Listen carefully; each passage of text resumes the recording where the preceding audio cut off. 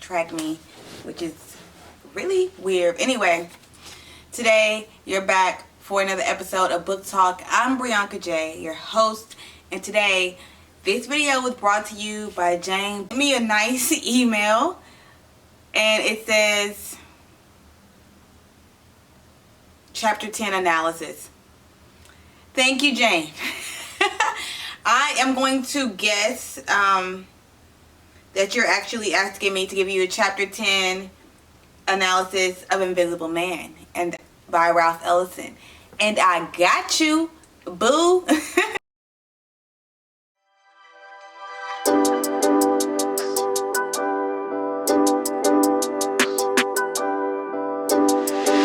So yes, today is the Chapter 10 analysis of Invisible Man. Thank you, Jane, for reaching out to me. Make sure you guys email me or DM me your request for videos, and I got your back. Before we get started though, make sure you check out my website, www.briankaj.com. You can get a copy of my children's book, and you can also check out some merch that I have available. Super creative stuff for super creative people like you and me. So go check it out. Also, if you love what I'm doing, subscribe. It really helps me to keep making these videos so I can keep being here for you and not doing things I don't want to do for money. But without further ado, Chapter 10. So Invisible Man, Chapter 10, we see our guy, he needs a job. So he started working at this place called Liberty Paints. They are known, sorry, gotta get my notes. Lots of notes here. They are pretty much known for having the purest paint in the state, and Invisible Man has been looking for work, but he is, you know, out here in New York, doesn't really know. So it's set in Long Island, and so we have a lot of symbolism here, and I wrote some of them down. You have the fog of Long Island. As he gets off, he sees all this fog, just similar to what we think of when we see the Statue of Liberty. We have Keep America Pure as some of the ideas. A screaming eagle. We all know the bald eagle is a representation of America. The idea of pure white, like a pure white race. The idea of the 10 drops of dope or black paint to make the optic white. The basement that Brockway works in is 3 levels underground from everyone else. And then of course the slogan, if it's not optic white, it's not the, if it's optic white, it's the right white. So here what we're really getting is this idea of patriotism equals color, and the idea that whiteness is based on the disempowerment of blackness. And that's pretty much what Chapter 10 is about, really debunking some myths about what freedom is in the North, the idea of social equality. Again, he's attacking Booker T. Washington's idea of social equity and not social economic success versus civic success. And we have just like this really poignant, metaphorical, really deep chapter. So Jane, I actually, you know, though you weren't very wordy, I do appreciate you asking for it, because I think this chapter was like really necessary for review. So we have Keep America Pure with Liberty Paints. So this idea of Liberty Paints and purity actually goes almost directly against the idea of what we see on our Statue of Liberty, that's like, give me, you're tired, you're broken, you're narrow, whatever it is, you know what it says. This kind of call for immigrants and this call for the melting pot, whereas Liberty Paints represents this idea of purity, a pure race, eugenics, no melting pot, white is right. I.M. is confronted for working out. So I.M. gets there and he starts working, and first he's under this one guy named Kimbro. And this guy's a real dick, right? He's telling him, like, don't think, just work. Don't think, just work. And it's really rude. And he actually has I.M. in there mixing paint, and he doesn't know what he's doing. And when he asks his questions, he starts to get, the guy gets angry with him. And so he's trying to mix these paints. And one thing that stands out is that he has to mix the paint, the white paint, with 10 drops of black dope, or the white paint isn't as brilliant as it should be. They're looking to have this really blinding white paint, but the only way it works is if you mix in 10 drops of black. So this is actually a metaphor for America, where they are trying to represent the best, purest, greatest country, but the country is built on the backbone of African American people, or even minority work if you want to bring the work into contemporary times. Now the problem with this is that when you mix the paint, you no longer see the black drops, you only see the optic white, the brilliantly white paint. So it is about the erasure of black people, while at the very end disempowering them, but needing them, necessarily needing them in order to succeed. So it's a really complicated relationship between blacks and white in America, as well as the black paint and the Liberty Paint Center. So when he's there, he's working for Kimbro, and he actually makes a mistake because he runs out of the black dope and has to go get his own. And that's when Kimbro tries to like fire him because of the things that he simply doesn't know, because Kimbro's instructions wasn't great. Now this is another way that I am debunking some ideas about working in America, capitalism, and things like this, where you are, one, he's getting fired for something when he actually wasn't at fault for the lack of instruction given, and he's being disempowered and you exploited for his labor, but being treated like a moron and not accepted and understood for his mind, even though as he walks in the building everyone knows he's one of these educated colored men. He's still told not to think. Really crazy, but exploited for his labor. So after he continues to use this man's labor, he does fire him, and they move him downstairs to work with this guy named Brockway. Now Brockway is another example of being exploited for your labor and never treated for your value. Brockway is 3 levels under the Liberty Paints company, and in there he's working with all these broilers and all these furnaces, and as he's talking to we realize that Brockway is an engineer, not by education but by trade, that Brockway knows everything about what it is to create Liberty Paints, and the company could not really actually run without his labor. However, he is treated as a problem. So the union is there trying to help get workers' rights, but Brockway is from the old school where he kind of thinks like, don't bite the hand that feeds you. These good white folks have given us a job. Let's not agitate the social quota, just as he has learned from my great Booker T. Washington. Now the problem with Brockway's thought process is he is incredibly paranoid. He is insecure about his position at Liberty Paints, to the point that when he meets Invisible Man, he creates a thought process in his mind that this man is out to take his job, and he is so suspicious and paranoid that IM can never integrate himself into the workplace, even though he has no intentions of joining a union or taking Brockway's job.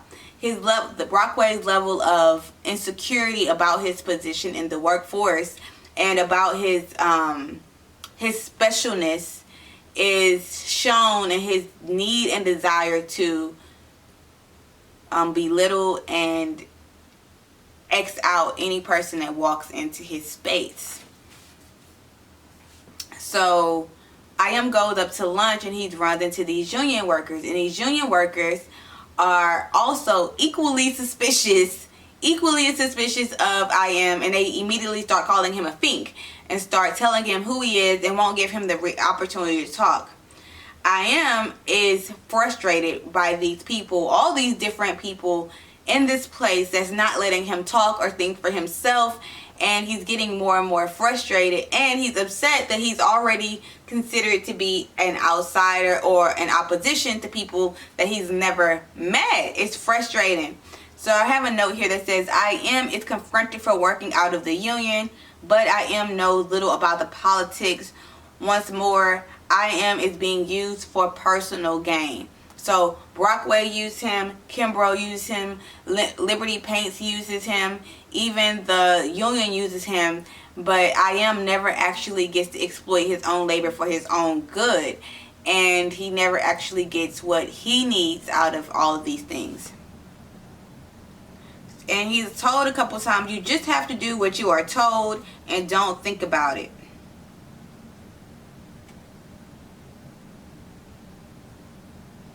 And And then they say with the paint that it is as white as George Washington's Sunday go-to-meeting wig, and as sound as the almighty dollar. That part, that'll cover just about anything. So they're talking about just how white this paint is and how it can cover anything. They even have a part where he says you could drop this, you could paint a piece of coal with this paint, and you would have to slice it in half to make sure that it's not white all the way through. Again, how white this paint is, it washes out all color. How white this country is washes out all color, to the point that you get this idea of a beautiful, gleaming, pure white race, and there's no people here that are creating and coloring the culture, even though they are the backbone and the meat of the culture. Like Brockway is the backbone and the meat of Liberty Paints. And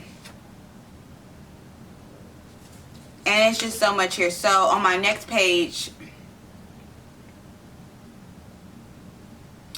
I wrote some different things. The criticism of social and political structures, labor, and capitalism, which is what I believe Ellison is trying to do a lot in this chapter, is to criticize those social and political structures of the workforce and how it disempowers the individual, how the individual is never really thought of as more than anything other than exploited labor, like a machine, and they lose their identity. We also have this character of Brockway, who is fearful and humbled by his employment. He's fearful every day that he's going to lose his job, but humbled by it to the point that he never asks for his just due. He is representing a Booker T. Washington's "Be content with economic success, do not agitate political structures," and that's why he's so frustrated with the union movement, because he feels like they are agitating political structures, and by them being there, they're making it very difficult for him to keep his job and his contentment at the Liberty Paints factory. Brockway chooses to retain his position there by betraying the efforts of others. So even when it comes down to the Liberty Paint explosion, it's very clear to me that Brockway very much intentionally had the explosion happen to hurt IM, but also to prove that no one could do the job as well as him, and keeps his position while getting rid of an Invisible Man. We also have the Invisible Man here, who is still seeking his own identity. Ellison insists that no amount of hard work on the part of Black America will grant the social and political equality that they are looking for. So he feels like working hard isn't going to set change in America. And you can see this with Brockway. He's been working hard. He said he knows where every pipe is laid, every furnace, every valve, and yet he's still 3 levels under and paid very little, not getting treated as the engineers, and not getting respected by the people that come into the building, other than the man who started the company. So you have here that hard work is not the answer to equity and equality in Black America. You can work really hard, and all you're going to do is end up more and more exploited. So that's one thing that Ellison is really showing us here. Also, I have that transfixed and numb with the sense. I have that IM is a victim of racial expectation. So Blacks' denial of identity, they are always placed in a position of what is expected of Blacks. He doesn't get to create his own identity, but is always put in these molds of what it is to be Black. Don't think just mix the paint. Don't think just check the valves. Don't think you must be a snitch. Like, he's never actually getting the opportunity to voice who he is, or show who he is, or think for himself, and is represented in Liberty Paint's factory. But this factory is a representation of what it's like living in the Black person in the free North. We also have here another quote where it says, "Transfixed and numb with the sense that I had lost irrevocably an important victory." So first we have IM fighting with Brockway. He thinks he won the fight, and then boom, the guy loses his teeth. He's like, "Why would you even do this? Why would you start this?" And he sets off this bomb, right? This explosion. And he says, "Dang, it made me feel like though I thought I won, I really lost." So about not being a pawn in someone else's game. We see here that I am, from the moment he walks into the Liberty Paints factory, he's a pawn to every person that's already been there. They have 2 steps ahead of him, and unfortunately I am is not understanding what's going on. Not to his own, not to his fault. It's just the way in the world. And so we have him confused and losing every chance he gets. Now he's also debunking the myth of a free North. Blackness becomes invisible against whiteness. We have Lucius Brockway hidden in the basement, invisible against the optic white factory. The paint covered and concealed with a blinding white, so blinding that you can't see beneath the surface of things and see that the black people and their exploitation and their oppression and how hard they are working to continue to put up this dream of America that is represented across the globe. The metaphor of Brockway mixing implies the dominance and privilege of whiteness from the abject status of blackness. Whiteness couldn't be privileged without disempowering blackness. So you have Brockway working so hard so that the old men, the powers that be, can continue their optic white. But without him, there would be no company, and that is very clear. Now, the last thing I wrote here was another quote from that chapter where it says, "You were trained to accept the foolishness of such old men as this, even though you thought them clowns and fools. You were trained to pretend you respected them and acknowledged them in the same quality as the whites." And so we have Brockway here, who's the elderly man, and you have I am saying, look, I'm told I gotta respect this man, even when I know this man is a fucking fool. Sorry with the F word, the F-bomb.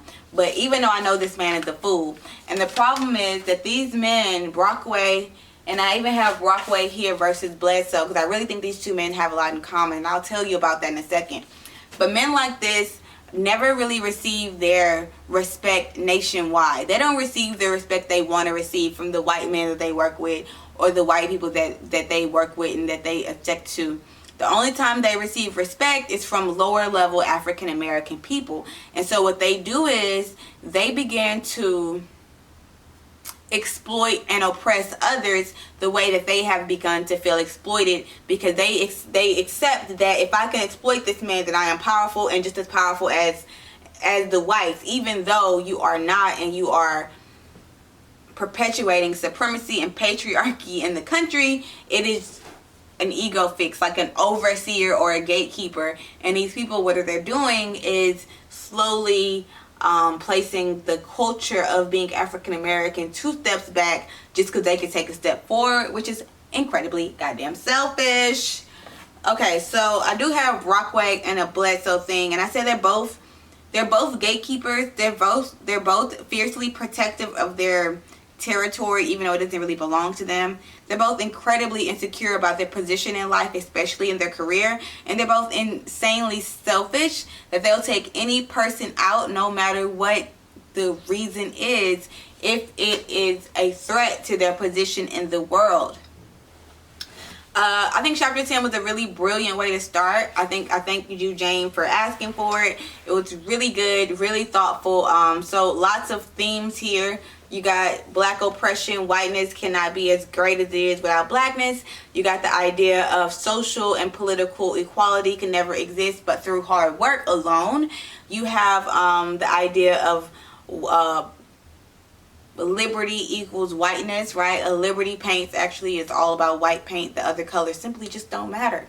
And so much more here. If there's anything else that you saw here that I didn't mention, drop a comment in the comment box. Of course, one more time, go buy my book, www.briancaj.com. Also check out the merch on my website and see if it's anything else you like, get anything you want. I got you. I want you to have it. And then of course, make sure you subscribe. I need the subscribers. It's my birthday, y'all. So, if you wasn't going to subscribe for your girl's birthday, okay? That's all from me. I appreciate y'all. Thank you so much, and I'll see you next time.